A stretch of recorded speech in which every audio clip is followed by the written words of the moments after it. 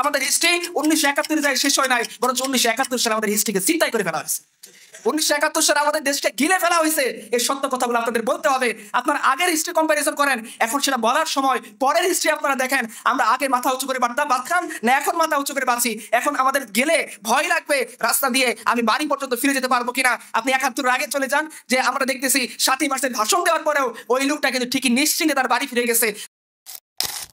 71 হইতো না যদি 47 না হইতো, 47 হইতো না যদি 1857 সালের বিপ্লবের মধ্যে আমাদের সমস্ত মহান উলামায়ে কেরাম, আমাদের মুজাহিদগণ, আমাদের বাহাদুর শাহ জাফর রহমতুল্লাহি আলাইহি তিনি প্রাণ না দিতেন। বাহাদুর শাহ জাফর রহমতুল্লাহি আলাইহির সামনে তার দুইটা সন্তানের কর্তৃত্ব মস্তক এখানে হাজির করা হয়েছে। তোমার অপরাধ কি? তুমি ইংরেজদের বিরুদ্ধে দাঁড়িয়ে জিহাদের ঘোষণা দিছ।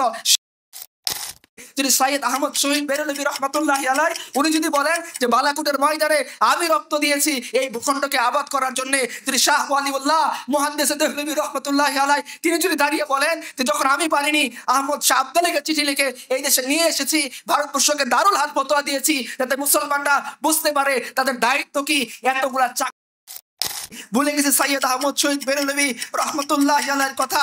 পরিবার তো ভাই ওনারও ছিল। ভুলে গেছে সৈয়দ মুঈন নিসার আলী তুতুমী রহমতুল্লাহি আলাইহির কথা, সন্তান ওনারও ছিল। ভুলে গেছে হাজী শরীয়তুল্লাহ রহমতুল্লাহি আলাইহির কথা। ভুলে গেছে তার পুত্র দুদু মিয়া রহমতুল্লাহি আলাইহির কথা। ভুলে গেছে বাংলার অন্য সমস্ত মানুষদের কথা যারা এই জমিনের মধ্যে দ্বীনকে আনার জন্য, ওই ওয়াদাকে পূরণ করার জন্য যাতে আল্লাহ তাআলা কিয়ামত দিন আমাদেরকে গাদ্দার হিসেবে না দাঁড় করান। আমি যদি মোহাম্মদুল কাসিম হয়ে যাইতাম, আমি যদি সালাউদ্দিন আইয়ুবী হয়ে যাইতাম, আমি যদি হয়ে যেতাম হাজী শরীয়তুল্লাহ রহমতুল্লাহি আলাইহির মতো কোনো বীর যিনি দাঁড়িয়ে বলতেন লাঙ্গল যার জমিদার ইংরেজকে, ইংরেজ কোথা থেকে আসছে? সে আসছে ওপার থেকে, সে আমার এই ভূখণ্ড দখল করছে, এই জমিনের মালিক আমরা, ইংরেজকে 1 টাকা কর আমরা দেব না, এই জমিন আমাদের, আমরা এই জমিন আবাদ করব। ভাড়াটিয়া হিসেবে তারা আসছে যারা গরুর মূত্র খায়, আমরা ভাড়াটিয়া হিসেবে আসি নাই।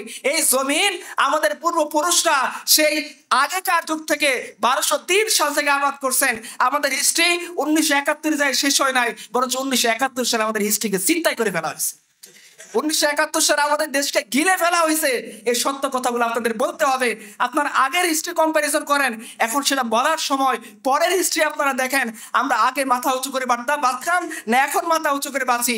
এখন আমাদের গেলে ভয় লাগবে রাস্তা দিয়ে আমি বাড়ি পর্যন্ত ফিরে যেতে পারবো কিনা। আপনি 71 আগে চলে যান, যে আমরা দেখতেছি 7ই মার্চের ভাষণ দেওয়ার পরেও ওই লোকটা কিন্তু ঠিকই নিশ্চিন্তে তার বাড়ি ফিরে গেছে। তাহলে আমাদের হিস্ট্রিকে চিন্তাই করে যেভাবে বলা হচ্ছে, আমাদের হিস্ট্রি 71 থেকে না, এই হিস্ট্রির শিকড় আরো অনেক গভীর। এই গভীরতাকে কেন ভোলাই দেওয়া হয়েছে তার মূল কারণ আপনার হিস্ট্রিতে খুঁজে গেলে পাবেন। 47 দেশ ভাগ হয়েছে কিসের ভিত্তিতে? একটাই স্লোগান দিচ্ছ, শেখ মুজিবের আত্মজীবনী তো আপনারা খুঁজে পাবেন। একটা বাক্য সবাই মিলে বলতেছিল, পাকিস্তান কা মতলব क्या, লা ইলাহা ইল্লাল্লাহ, দস্তুরে রিয়াসত क्या होगा, মুহাম্মাদুর রাসূলুল্লাহ। এখনো বাবে আজাদি পাকিস্তানের যে বড় গেট, সেখানে এই বাক্যগুলো লেখা আছে। এই যে হিস্ট্রি, 47 সনে আমরা স্বাধীনতা লাভ করছি কিসের থেকে? ইংরেজদের থেকে। কিসের ভিত্তিতে লাভ করছিলাম? এক কালেমার ভিত্তিতে। মূল লক্ষ্য ছিল কি? যে আমরা আল্লাহর বিধান কায়েম করব। তখন খিলাফতে উসমানিয়া বিলুপ্ত হয়েছে।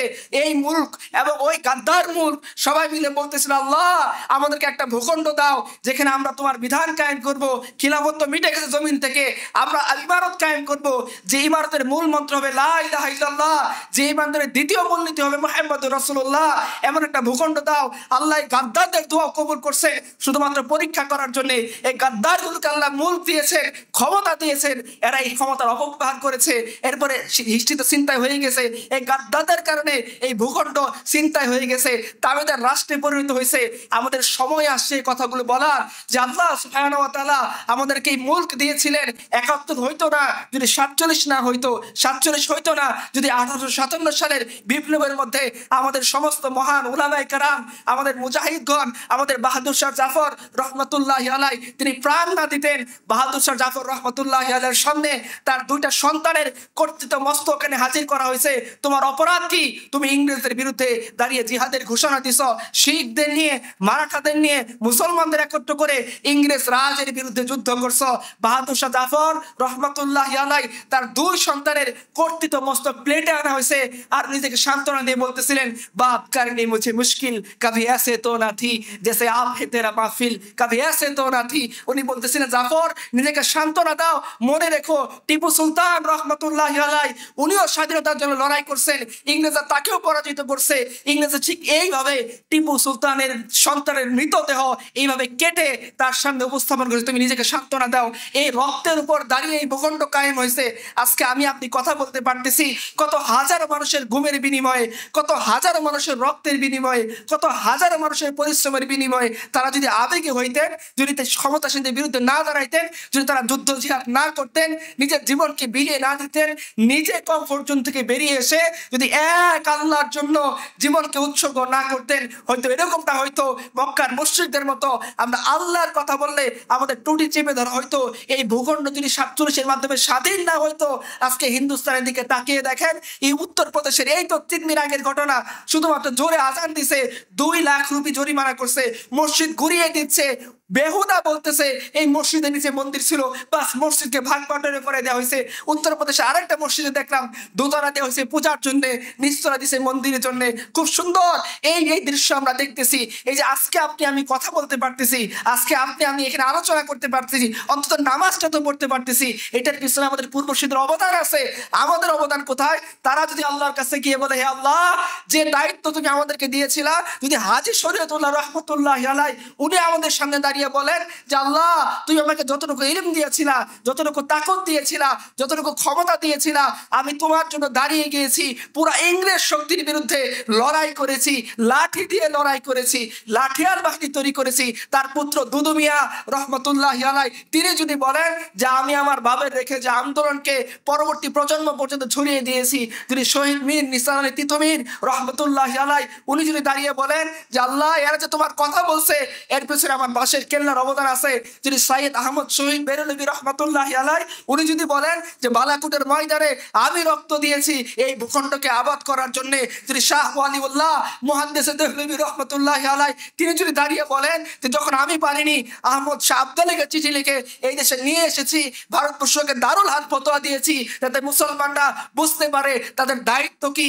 এতগুলা চাক্ষুষ প্রমাণ থাকা সত্ত্বেও যদি আমাদের এই কাজগুলো আমলে পরিণত না করি, কথাগুলো আমলে পরিণত না করি, কাজ না করি, দিনের জন্য যুদ্ধ জিহাদ, দিনের জন্য মুজাহাদা, দিনের জন্য দাওয়া, দিনের জন্য নিজের কুরবানি করা, কমফোর্ট জোন থেকে বেরিয়ে আসা, পরিবার পরিজন নিয়ে চিন্তা না করে পরিবার পরিজনের সাথে দিনকে নিয়ে চিন্তা করা, সেই স্লোগানের কথা চিন্তা করা, যে স্লোগানের জন্য আপনারা জানেন যে হিন্দুস্তান থেকে ট্রেনগুলো যখন শিখদের অধ্যুষিত পাঞ্জাব পেরিয়ে পাকিস্তান যাচ্ছিল, 70,000 নারীকে তারা ধর্ষণ করছে, 3 লাখ বান্দাকে তারা জবাব করে দিছে। কি এটার মূল্য ছিল? এই যে একটা কবি খুব আফসোস করে বলছিলেন, দিল পে হাত রাখ সাত সাত দাস হ্যাঁ মুসলমান কা মতলব क्या इश्क़े नबी नहीं सीने विच वतरास ईमान का मतलब क्या उस हिंदुस्तानी टीका से इस हजरत बंग का मतलब क्या जिस जमीन पे पाक नबी का इज्जत नहीं उस हजरत बंग का मतलब क्या।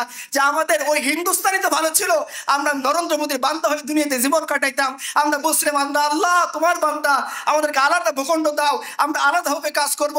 আমাদের পূর্বপুরুষরা বলছিল আমাদেরকে স্বাধীনতা দাও, আমরা তোমার দিনের জন্য কাজ করব, তোমার জন্য লড়াই করব, এক ইসলাম পরিচয়কে ধারণ করব, দস্তুরে রিয়াসত মুহাম্মদ রাসূলুল্লাহ বানাবো। আজকে আমরা আমাদের পূর্বসূরীদের ইতিহাস ভুলে গেছি, তাদের রক্তের কথা ভুলে গেছি, তাদের কুরবানির কথা ভুলে গেছি, ভুলে গেছি সাইয়েদ আহমদ শহীদ বেরলভী রহমতুল্লাহি আলাইহির কথা, পরিবার তো ভাই ওনারও ছিল, ভুলে গেছি সৈয়দ মীর নিসার আলী তিতুমীর রহমতুল্লাহি আলাইহির কথা, সন্তান ওনারও ছিল, ভুলে গেছি হাজী শরীয়তুল্লাহ রহমতুল্লাহি আলাইহির কথা, ভুলে গেছি তার পুত্র দুদু মিয়া রহমতুল্লাহি আলাইহির কথা, ভুলে গেছি বাংলার অন্য সমস্ত মানুষদের কথা যারা এই জমিনের মধ্যে দিনকে আনার জন্য, ওই ওয়াদাকে পূরণ করার জন্য যাতে আল্লাহ তাআলা কিয়ামত দিন আমাদেরকে গাদ্দার হিসেবে না দাঁড় করান। আপনারা জানেন আহমদ শাহ আব্দালীর হিস্টোরিক্যাল স্পিচ ছিল যখন তিনি ইব্রাহিম কার্তিকে বলছিলেন যে দেখ মারাঠার সাথে আমাদের লড়াই ঈমান এবং কুফরের লড়াই, তুই মারাঠার এই তোপ বাহিনীর প্রধান আমাদের দিকে চলে আয়, তোকে আমি শেষবারের মতো দাওয়াত দিচ্ছি। ওই ইব্রাহিম কার্তি বলছিল যে না আমি মারাঠাদের নুন খাইছি, এখন মারাঠাদের গুণ খাবো। মারাঠা যখন পরাজিত হয়েছে, ইব্রাহিম কার্তিকে যখন আহমদ শাহ আব্দালী রহমতুল্লাহ সামনে আনা হয়েছে, ইব্রাহিম কার্তিকে লক্ষ্য করে তিনি বলছিলেন মনে রাখিস খাতাকার गद्दार के लिए माफी है, गद्दार के लिए कोई माफी नहीं। যে গুনাহগার তাকে আল্লাহ তাআলা মাফ করবেন, গদ্দার তাকে আল্লাহ তাআলা মাফ করবেন না। আমরাও একটা ছোটখাটো মিনি গদ্দার, যারা বলি আল্লাহ তুই এই জমিনের মধ্যে তোমার দিন চাই, যারা বলি আল্লাহ এই জমিনের মধ্যে তোমার শরীয়ত চাই, যারা বলি আল্লাহ এই জমিনের মধ্যে আমরা ইসলাম পরিচয় ধারণ করে বড় হতে চাই, এই মানুষগুলো যখন চাকরির সুযোগ আসে তখন দাড়ি কেটে দিয়ে চাকরির লাইনে দাঁড়িয়ে যায়। আমরা হচ্ছে একটা মিনি গাদ্দার। আমরা বলি আল্লাহ এক রব হিসেবে তোমাকে স্বীকার করছি, মুয়াজ্জিন আযান দেয় ফজরের সময় হাইয়া আলাস সালাহ, আমার ঘুম আমাকে ধরে রাখে। আমি একটা মিনি ফেরাউনের মতো, যে কি যে আমি নিজের নফসকে ওই সময় নামাজের উপরে প্রাধান্য দিই, আমি নিজের সুখকে ওই নামাজের উপর প্রাধান্য দিই। বলতে কষ্ট হচ্ছে মুসলমান পরিচয় ধারণ করে এইরকম যুবক মুয়াজ্জিন আযান দেয়, ও এখানে বসে হচ্ছে পর্নোগ্রাফি দেখে। এই তো আমাদের অবস্থা। আল্লাহ যে আমাদের ধ্বংস করেন না, এটা তো নবীজির দোয়ার বরকতে, এটা তো আল্লাহ রাসূলের দোয়ার বরকতে। যদি তার ফজল করম না হইতো, अगर उनकी रहमत ना हो इस दरमियान में आग लाग जाती दोनों जहान में, যদি আল্লাহ রাসূলের সেই দোয়া ফজল এবং করম আল্লাহ তাআলা অ্যাকসেপ্ট না করতেন, এই জাহানের মধ্যে তো আগুন লেগে যেত। রাসূলুল্লাহ সাল্লাল্লাহু আলাইহি ওয়াসাল্লাম তো আমাদের জন্য ইহসান করছেন, রহম করছেন। পরিবার পরিজন ভালো থাকুক, আয়েশা ভালো থাকুক, তার আলী তার জামাতা ভালো থাকুক, তার নাতি হাসান হোসেন ভালো থাকুক, এই দোয়া তো রাসূল করে যাননি। রাসূল বুঝতে পারছেন তার উম্মতের মধ্যে একজন মানুষের আবির্ভাব ঘটবে যারা দুনিয়াকে প্রাধান্য দিবে, দ্বীনকে ভুলে যাবে, জিহাদকে ছেড়ে দিবে, গরুর বাছুরকে আঁকড়ে ধরে থাকবে। তাদের অবস্থান হবে ভাসমান ফেনার মতো। রাসূল এটা জানতেন। একজন এই উম্মতের প্রতি দরদ দেখে তিনি আল্লাহর কাছে কাকুতি মিনতি করছেন, আদ এবং সামুদ জাতিকে তুমি যেভাবে ধ্বংস করে দিয়েছো, আমার উম্মতকে তুমি এভাবে ধ্বংস করো না। সেই রাসূলের দোয়ার ফজল এবং করম আমাদের উপরে আছে। সেজন্য আল্লাহ তাআলা আমাদেরকে গাদ্দারি করা সত্ত্বেও আল্লাহ আমাদের বাঁচিয়ে রেখেছেন, অক্সিজেন দিচ্ছেন, খাবার দিচ্ছেন। এত বড় লং টার্ম সময় গাদ্দারি করার পরেও আল্লাহ তাআলা এই হাসিনার আমলে আমাদেরকে প্রস্তুত করেছেন। এটা আল্লাহর ফজল এবং করম, তার দোয়া। আর রাসূলুল্লাহ সাল্লাল্লাহু আলাইহি ওয়াসাল্লাম সেই জায়নামাজের পানির বরকত যে আল্লাহ রাসূল সারা রাত তার উম্মতের জন্য, আমার উম্মতের কি হবে, আমার উম্মতের কি হবে, রাত ভোর কাটতেছেন। আল্লাহ তাআলা আরশে আজিম থেকে জিবরিল আমিন আলাইহিস সালামকে পাঠাইছেন, গিয়ে বলো আমার হাবিব কেন কাঁদতেছে। জিবরিল আমিন এসে বলতেছেন ইয়া রাসূলুল্লাহ আপনি কেন কাঁদতেছেন। আল্লাহ সব জানেন, তিনি তারপরও জিজ্ঞাসা করতেছেন। উনি বলতেছেন আমার উম্মতের ব্যাপারে কি ফয়সালা হবে। জিবরিল আল্লাহর কাছে গেছেন উত্তর আনার জন্য। আল্লাহ বলছেন জিবরিল তাকে গিয়ে জানিয়ে দাও কিয়ামতের দিন তার উম্মতের ব্যাপারে আমি তাকে সন্তুষ্ট করে দিব, তাকে নারাজ করবেন আল্লাহ তাআলা। এত বড় জিনিস আমাদেরকে দিয়ে গেলেন। এটা কোন নবী?